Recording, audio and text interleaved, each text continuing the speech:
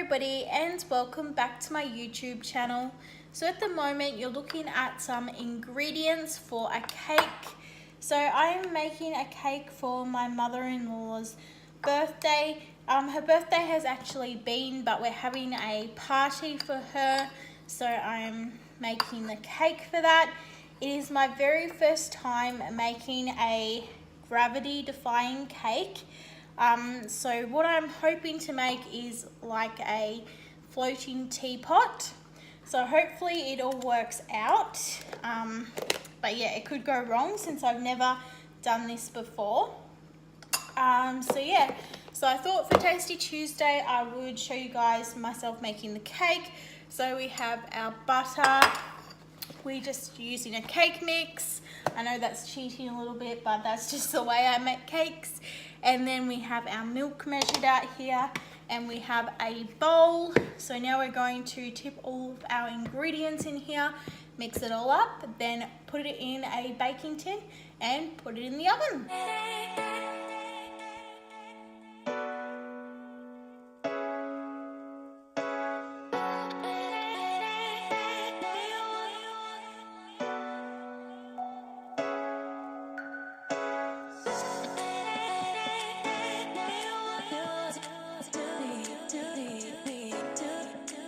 Okay, so the cake is out of the oven, so now I just need to wait for it to cool down. So now that the cake is cooled down, it's time to ice it.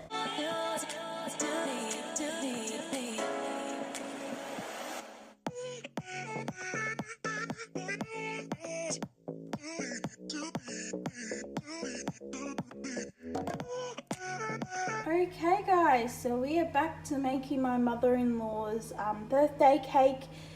So this is my first attempt at a fondant teapot. As you can see, it didn't really turn out really all that well. If I had more time, I would redo it. I would make the label here a lot thinner. As you can see, it's really thick, and I would have spent more time on my spout and my handle. But I thought the lid is pretty cute. So yeah, obviously I did my spout after I touched that red fondant, and that's why my spout is a little bit pink, but that's okay because I'm going to be decorating the teapot. So the teapot is not finished yet, but the fondant side of it is finished. I just need to decorate with some more decorations that I have. Also, don't stress if you can't pronounce the name. It is a Dutch name. I believe it is pronounced Ultra. Well, that's what I call her, Ultra, and she hasn't pulled me up, but then she's a super nice person, so she's probably not likely to pull me up on her name. Plus she knows it's a hard one to pronounce. So I might make a teacup for the fondant teapot, but I'm not really sure at this moment. But we have another problem. Well, lucky my butter icing doesn't look too bad. It will do for the cake. But yeah, my blenders, my electric beater broke down, which is funny because my mix master broke down at the beginning of the year. Like, it flew into a million pieces. It was pretty old, but it was good. Yeah, but I guess the plastic just got weak and it literally flew into a million pieces. So yeah, I've only had this a couple of years though, and it doesn't feel hot or anything, so I was surprised when it just stopped working. Maybe it just needs a rest, I don't know. I'll try it a bit later, but this will do for our cake. So I was going to put like a pinky red food coloring into the icing, but because I won't be able to blend it, that's not a good idea. So yeah, we're just gonna have to go with this buttery yellow color. So now that I've found the correct nozzle that I want to use for the cake, I'm going to pipe the icing onto our birthday cake.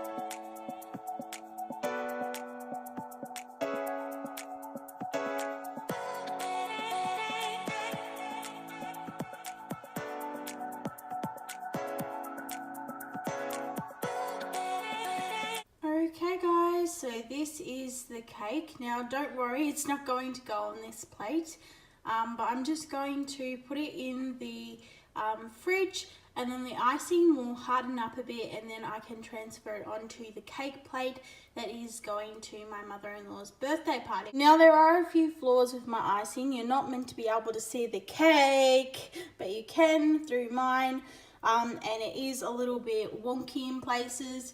You might have seen me in the time lapse scraping some icing off the cake. That was because there was either an air bubble in the icing bag or I was going too fast.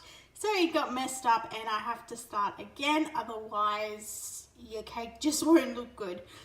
So yeah, mine doesn't look great, but it will do. So yeah, that is my cake. Okay guys, so just before I put my beaters away, I just quickly tested to see if they were working, and they were working again, so maybe they just needed a rest. Or they could be on their way out. Okay guys, so now I'm going to try and make a teacup to go with our teapot.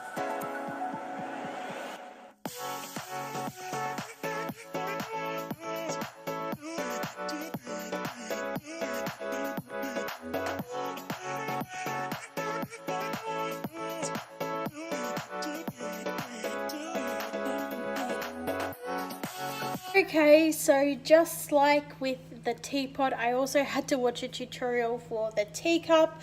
So it's not too flash looking, but it will have to do. So the teacup is now done. Okay guys, so now I have my teacup and my teapot. I know they are slightly different sizes. So now that I have them all ready, I can decorate them. So that's what I'm going to do right now. And I can actually show you guys me decorating the teacup and the teapot, because I don't have to go online to watch a video to see how to do it.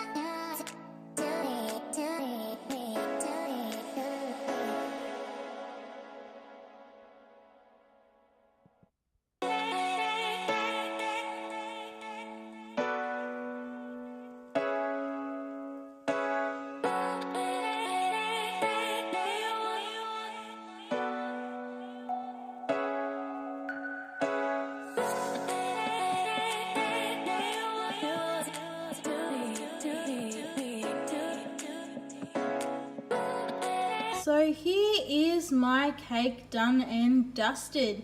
So we just have some wafer flowers here. Then I already said that the icing is butter icing. Then we have our fondant teacup and teapot. And there is a wafer flower on each of the teapot and the teacup's handle. And then inside the teacup are Ferrero Rocher bowls and some little icing flowers. Then we have some big icing flowers. We have 2 of them on the outside of the cake for decoration. And on the heart on the cup I wrote Mum. So that is my finished cake. It isn't gravity defying like I wanted it to make, but it isn't too bad for a beginner. So I'll just do another close-up of the top of the cake, the side of the cake, and the bottom of the cake. So that is it for Tasty Tuesday, guys. I hope you guys enjoyed watching me make my cake. Let me know in the comments below what was your favorite thing about the cake, and if you have any cake making tips for me, please also leave them below, because I desperately need some tips, because I am far from being any type of professional cake maker, or any cake maker for that matter. Thank you for watching, guys, and I will see you in the next video. Bye. Over to you, Eva. Give me thumbs up. Bye, guys.